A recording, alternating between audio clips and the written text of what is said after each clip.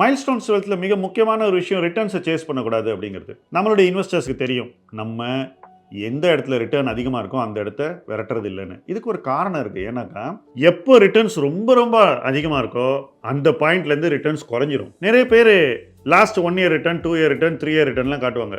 இப்போ ஒரு சைக்கிளில் ஒரு பர்டிகுலர் தீம் ரொம்ப ரிட்டர்ன் கொடுத்துருக்கு 3 வருஷத்துக்குன்னா எப்பயோ ஒரு பாயிண்டில் அது நிற்க போகுது அப்படின்னு அர்த்தம். நெகட்டிவ்க்கே மாறிடும்.